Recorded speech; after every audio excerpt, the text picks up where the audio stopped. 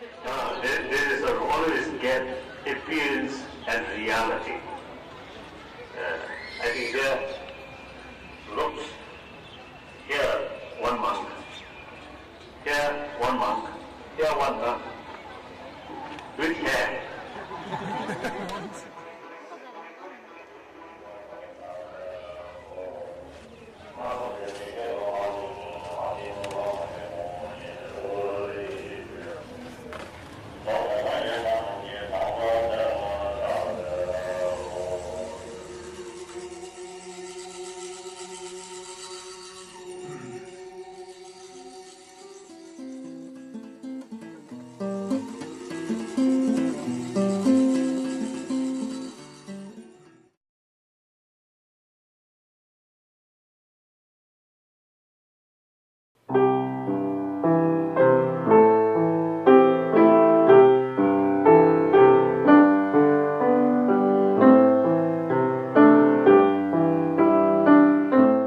Left in the dust of the human race are tiny remnants of tattered cultures trying desperately to hold on to the keys that unlock the great mysteries of life.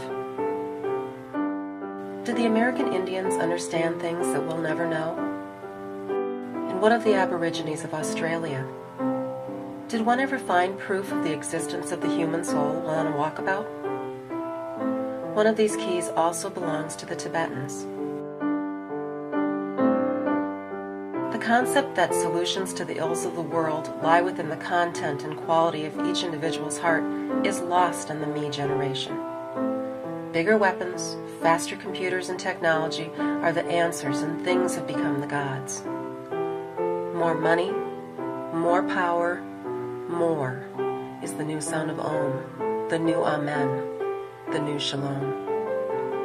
Free Tibet is a cause that has risen on the world stage to the level of the Nobel Peace Prize for the Dalai Lama in 1989. And for those who know their plight of human annihilation and cultural desecration by the Chinese, over the past 50 years, the soul of Tibet is embodied in the Dalai Lama. Every Tibetan seems to contain a portion of that soul. While life holds little mystery, those who've come in personal contact with the Dalai Lama can at least recognize that his gentle presence is powerfully felt like a mystery of life. What is it about the Save Tibet effort that seems to maintain a hold on the one element of human nature that we cannot define in DNA or through technology? Do we recognize that we cannot let another culture be swallowed up, or we lose all chance to find and prove that there is something greater within us than cells, than bone and flesh? Why will the concept of saving Tibet not stop nagging at the collective conscience? A Tibetan monk, when asked what he thought was in it for those in the West who were trying to help Tibet, said that there's nothing in it for us, except what is right. When asked about becoming a Buddhist, one Lama answered that religion should be a choice that follows one's own tradition. A person should pick a religion that matches their nature because religion is there to make people better. China is rising on the world stage as a military and economic force. China could save Tibet with a slight change in policy, and in doing so, it would rise above all great nations. But their current path is to gut the Tibetan culture, while leaving only a corpse dressed up to attract tourist dollars as sort of a Tibetan amusement park. Realistically, there will be no great change coming from China, and that leaves it to us to do whatever we can, large or small, to help the Tibetans save their culture. Individually, we gain nothing from the effort, but in saving Tibet, we prove the existence and power of the human spirit. Visually and respectfully yours, Sazi Varga and Joe Mickey.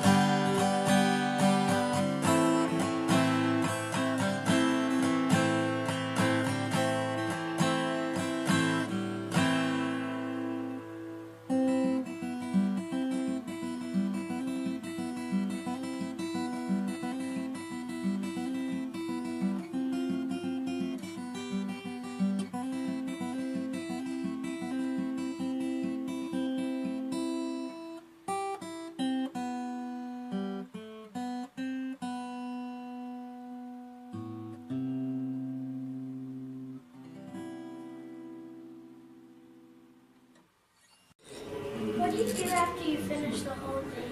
Oh, that's a tough question. It's a good question. Yeah. So once we finish this mandala, we are going to do is we are going to dismantle the mandala. You're gonna take it apart. Yeah, taking apart. We doesn't use the word to destroy, no? If you use the word to destroy, it always have a negative consequences, negative feelings. That's why we are using the word called dismantle. We're taking apart,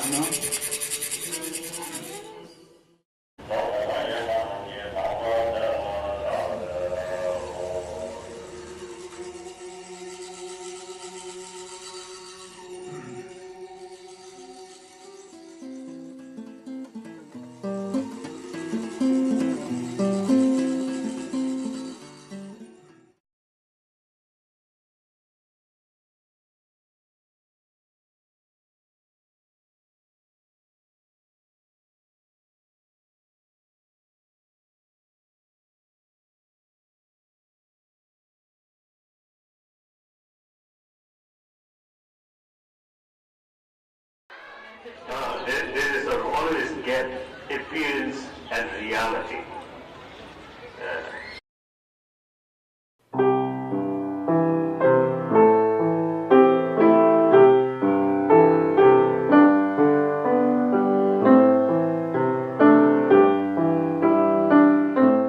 Left in the dust of the human race are tiny remnants of tattered cultures trying desperately to hold on to the keys that unlock the great mysteries of life.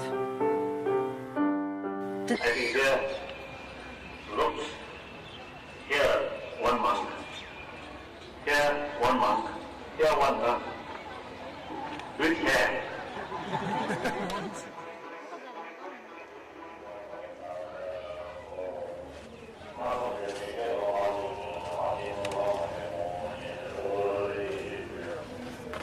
The American Indians understand things that we'll never know?